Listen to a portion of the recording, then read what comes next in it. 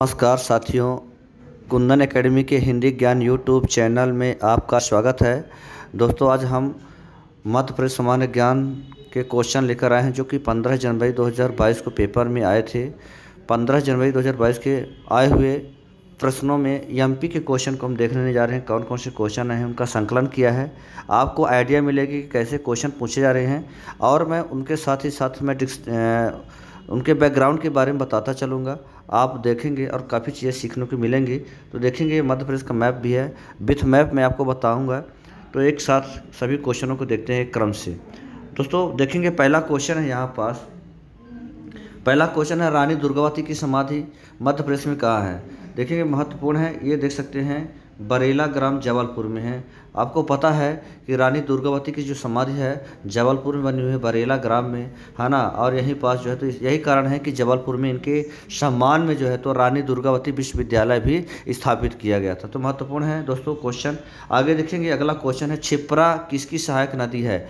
देखिएगा, जैसा कि आपको पता है कि मध्य प्रदेश के इंदौर से चंबल नदी का उद्गम होता है। चंबल देखेंगे यहाँ पास से मैप के माध्यम से थोड़ा कि इंदौर के जानापाव पहाड़ी से चंबल नदी का उद्गम होता है और ये बहते हुए मंदसौर होते हुए सीधे राजस्थान में प्रवेश करती और एमपी पुनः जो है तो देखेंगे इन जिलों से होकर गुजरती है। श्योपुर, मुरैना और भिंड जिलों से होकर गुजरती है। तो चंबल की सहायक नदी क्षिप्रा है। देखिए, क्षिप्रा भी इंदौर के काकरीवाड़ी पहाड़ी से, ध्यान से सुनेंगे दोस्तों, क्षिप्रा नदी का उद्गम भी इंदौर जिले के काकरीवाड़ी पहाड़ी से हुआ है, जो कि बहते हुए देखेंगे उज्जैन से होते हुए गुजरती है ना। उज्जैन से बहते हुए देखेंगे आगर मालवा होते हुए कोटा के पास जो है तो राजस्थान में जाकर के ये चंबल में मिल जाती है। अतः क्षिप्रा जो है तो चंबल की सहायक नदी है। दोस्तों क्वेश्चन पूछा गया है कि क्षिप्रा किसकी सहायक नदी है। देखेंगे तो क्षिप्रा किसकी सहायक नदी है, चंबल की सहायक नदी है। आगे देखेंगे, अगला क्वेश्चन है, मध्य प्रदेश में कुल कितने राष्ट्रीय उद्यान हैं। दोस्तों मध्य प्रदेश के राष्ट्रीय उद्यानों को लेकर तो कई बार कन्फ्यूजन भी है, लेकिन स्पष्टता देखेंगे 12 राष्ट्रीय उद्यान हैं, है ना। जैसा कि अभी 12वां कौन सा राष्ट्रीय उद्यान बना हुआ है, कुनो पालपुर अभ्यारण्य जो था उसको राष्ट्रीय उद्यान का दर्जा प्रदान कर दिया गया। कहाँ है, श्योपुर में है। देख सकते हैं कि श्योपुर जिला कहाँ है। देखेंगे श्योपुर ये जिला जो है चंबल संभाग में आता है। यहाँ कुनो पालपुर जो है तो अभ्यारण्य था, जिस अभ्यारण्य को राष्ट्रीय उद्यान का दर्जा प्रदान कर दिया गया 2018 में। यहाँ गिरि पर्वत गुजरात से जो है तो गिरि राष्ट्रीय उद्यान भी है। वहाँ से एशियाई बब्बर शेरों को ला करके संरक्षित किया जा रहा है। तो ये सारी चीज़ें महत्वपूर्ण हैं। तो इस प्रकार से राष्ट्रीय उद्यानों की संख्या 12 हो गई दोस्तों। मध्य प्रदेश में राष्ट्रीय उद्यानों की संख्या 12 हो गई है। आगे देखेंगे, अगला क्वेश्चन है, मध्य प्रदेश का केंद्र बिंदु कहाँ है।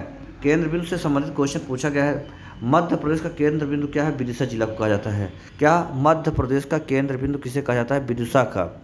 ठीक है, तो इस प्रकार से क्वेश्चन भी पूछे जा चुके हैं। जैसे आता है, इससे संबंधित और भी क्वेश्चन आते हैं केंद्र बिंदु से लेकर। जैसे कहा जाता है कि पृथ्वी का केंद्र बिंदु किसे कहा जाता है, तो मंगलनाथ को कहा जाता है, उज्जैन को कहा जाता है ना। इसी प्रकार अखंड भारत का केंद्र बिंदु बरसाली बैतूल को कहा जाता है। तो इस प्रकार से जो जैसे अविभाजित भारत का केंद्र बिंदु किसे कहा जाता है, कटनी को कहा जाता है। तो इस प्रकार से क्वेश्चन आते हैं, इनको आप पढ़ेंगे थोड़ा, सेंटर पॉइंट से संबंधित क्वेश्चन ये है। आगे देखेंगे, अगला क्वेश्चन है, मध्य प्रदेश के विभाजन से पहले कितनी विधानसभा सीटें थी। दोस्तों देखिएगा, मध्य प्रदेश का गठन जब 1 नवंबर 1956 को हुआ था तो छत्तीसगढ़ साथ में हुआ करता था। तो देखेंगे छत्तीसगढ़ मध्य प्रदेश से कब अलग होता है, मतलब मध्य प्रदेश का विभाजन 1 नवंबर सन 2000 को हुआ था। कब, 1 नवंबर सन 2000 को मध्य प्रदेश का विभाजन हुआ था। तो सन 2000 तक कह सकते हैं लास्ट, है ना, जब विभाजन नहीं हुआ था तब तक में मध्य प्रदेश में विधानसभा की सीटें कितनी थी, मतलब अविभाजित मध्य प्रदेश में विधानसभा सीटें 320 थी दोस्तों। क्या, 320। देखिएगा वर्तमान मध्य प्रदेश में विधानसभा सीटों की संख्या कितनी है, 230 सीटें हैं। कितनी, 230 विधानसभा सीटें हैं। तो ये सब महत्वपूर्ण है, इनको देखते रहेंगे। आगे देखेंगे, अगला क्वेश्चन है दोस्तों, यहाँ क्वेश्चन है, जामवंत की गुफाएं मध्य प्रदेश में कहाँ स्थित है। जामवंत की गुफाएं मध्य प्रदेश में देवास जिले में है।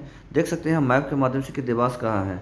जामवंत की गुफाएं जो है तो देवास जिले में है, और देवास जो है तो कहाँ आता है, उज्जैन संभाग के अंतर्गत आता है। देखेंगे उज्जैन संभाग के अंतर्गत देवास आता है। तो ये इस प्रकार से है।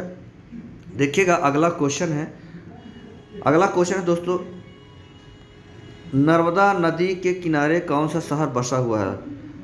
इम्पोर्टेंट है दोस्तों, जैसा कि जब आप नर्मदा नदी के बारे में पढ़ेंगे तो नर्मदा नदी का उद्गम अनूपपुर जिले के पुष्पराजगढ़ तहसील में स्थित अमरकंटक की पहाड़ियों से हुआ है ना, देख सकते हैं। और लगभग मध्य प्रदेश के 15 जिलों से होकर के, क्या लगभग मध्य प्रदेश के 15 जिलों से होकर के जो है नर्मदा नदी गुजरती है। देखेंगे यहाँ ये अनूपपुर है, अनूपपुर, फिर यहाँ डिंडोरी, थोड़ा मंडला, जबलपुर पहुँचती है, नरसिंहपुर, रायसेन, होशंगाबाद होते हुए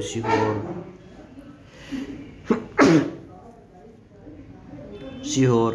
उसके पश्चात देखेंगे यहाँ खंडवा, खरगोन और बड़वानी जिलों से गुजरती है। लगभग ये ज़िले जो हैं तो ऑप्शन में हो सकते हैं। देखिए ऑप्शन तो मुझे याद नहीं है, क्वेश्चन बच्चों के द्वारा बताया नहीं गया, सही सटीक मिला नहीं है, लेकिन देख सकते हैं कि ये जो है तो लगभग ज़िले कौन से हैं, नर्मदा नदी के किनारे बसे हुए शहर हैं। तो इनसे संबंधित कुछ क्वेश्चन रहा होगा कि बड़वानी, खरगोन, खंडवा, हरदा, होशंगाबाद, नरसिंहपुर, जबलपुर, मंडला, डिंडोरी, अनूपपुर, ये ज़िले जो है तो कौन से हैं, जिससे रायसेन भी आता है, सीहोर भी आते हैं। तो ये जो है तो नर्मदा के किनारे बसे हुए तटीय शहर हैं। तो इनसे संबंधित कुछ क्वेश्चन रहा होगा। अतः कह सकते हैं कि नर्मदा के किनारे वो ऑप्शन पर निर्भर करता है, लगभग 15 ज़िले जो होते हैं, 15 शहर लगभग कह सकते हैं कि बसे हुए हैं। आगे देखेंगे अगला क्वेश्चन है, भेल का फुल फॉर्म क्या होता है। भेल देखेंगे दोस्तों, BHEL का फुल फॉर्म क्या होता है, आगे लिखा होगा है ना, भारत हैवी इलेक्ट्रिकल्स लिमिटेड, यहाँ लिखा होगा। देखिए भारत हैवी इलेक्ट्रिकल्स लिमिटेड जो है तो भेल का फुल फॉर्म होता है। देखेंगे मध्य प्रदेश में जो है तो इलेक्ट्रॉनिक्स जो उत्पाद होते हैं या मशीनरी जो होती है, इलेक्ट्रॉनिक्स, बिजली से संबंधित सब सारी चीज़ें कहाँ बनती है, भारत हैवी इलेक्ट्रिकल्स लिमिटेड, ये भोपाल में दोस्तों, कहाँ है, भोपाल में। तो महत्वपूर्ण है। आगे देखेंगे अगला क्वेश्चन है, मध्य प्रदेश में ड्राई पोर्ट कहाँ स्थित है। महत्वपूर्ण है, ड्राई पोर्ट, सूखा बंदरगाह दोस्तों, क्या मध्य प्रदेश में सूखा बंदरगाह, मध्य प्रदेश का पहला ड्राई पोर्ट सूखा बंदरगाह पीथमपुर है, धार दोस्तों। मध्य प्रदेश का दूसरा सूखा बंदरगाह कहाँ है, याद है आप लोगों को, देखिएगा यहाँ मैप के माध्यम से मैं आपको दिखा रहा हूँ कि मध्य प्रदेश का पहला सूखा बंदरगाह कहाँ है, धार में, ये देखेंगे धार में है। और दूसरा जो है तो मालनपुर भिंड में है, क्या मालनपुर भिंड में है, दूसरा मध्य प्रदेश का दूसरा सूखा बंदरगाह है। तो इस प्रकार से क्वेश्चन पूछे जा रहे हैं, आप याद रखेंगे।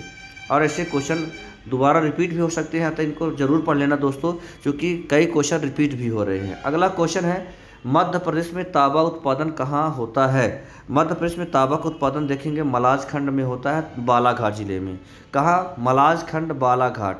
देखेंगे मध्य प्रदेश के बालाघाट में कहें तो खनिज संपदा से संपन्न डिस्ट्रिक्ट है। देखेंगे बालाघाट जो है, यहाँ 2 प्रमुख खनिज पाए जाते हैं, जैसे तांबा जो है तो यहाँ मलाज खंड खदान में पाया जाता है। इसी प्रकार मैग्नीज पाया जाता है, मैग्नीज भारवेली खदान के लिए प्रसिद्ध है। देखेंगे जो मैग्नीज है, एशिया की सबसे बड़ी खुले मुंह की खदान है भारवेली खदान, जो मैग्नीज के उत्पादन के लिए प्रसिद्ध है। तो ये बालाघाट है। देखेंगे बालाघाट जिला जो कि इधर छत्तीसगढ़ को और इधर महाराष्ट्र को स्पर्श करता है। तो इस प्रकार से अगला क्वेश्चन देखेंगे दोस्तों। अगला क्वेश्चन है, बरमान का मेला। दोस्तों बरमान का मेला कहाँ लगता है। बरमान का मेला मध्य प्रदेश में नरसिंहपुर जिले में लगता है। बरमान का मेला कहाँ लगता है दोस्तों, नरसिंहपुर जिले में लगता है। देखेंगे मैप के माध्यम से नरसिंहपुर जिला कहाँ है ना, और कहाँ बरमान मेला लगता है, ये देख सकते हैं जबलपुर संभाग में आता है नरसिंहपुर, है ना। नरसिंहपुर जो है तो सर्वाधिक गन्ना का उत्पादन करने वाला जिला है, बहुत महत्वपूर्ण है। यहीं बरमान का मेला लगता है। तो मेला से संबंधित कई क्वेश्चन पूछे जा रहे हैं। कई हमने देखा है कि कई क्वेश्चन ऐसे भी आ रहे हैं जो पर्यटन स्थल से आ रहे हैं, किला से आ रहे हैं। तो इनको जरूर दोस्तों पढ़ के आना। राष्ट्रीय उद्यान और अभ्यारण्य से भी क्वेश्चन पूछे जा रहे हैं, तो राष्ट्रीय उद्यान और अभ्यारण्य को भी पढ़ के जाना है। देखिएगा कई बार मध्य प्रदेश की पर्सनालिटी या व्यक्तित्व से भी क्वेश्चन पूछे जा रहे हैं, जैसे प्रथम व्यक्ति और प्रथम महिला से संबंधित क्वेश्चन पूछे जा रहे हैं। तो आपको पढ़ के जाना है। फैक्ट तो जरूर पढ़ के जाना, अधिकतर क्वेश्चन फैक्ट से ही आ रहे हैं दोस्तों। तो आज के लिए इतना ही दोस्तों। देखेंगे हर चीज़ें आपको मैप के माध्यम से पढ़ने को मिलेंगी। तो अगली वीडियो भी हम लेकर आएंगे। देखिएगा 16 जनवरी की भी मिलेंगी। क्रमशः जैसे जैसे पेपर होता जाएगा, हर दिन के हम MP से संबंधित क्वेश्चन लेकर आएंगे। तो आज के लिए इतना ही, मिलेंगे अगली क्लास में। गुड डे, धन्यवाद, मुस्कुराते रहें।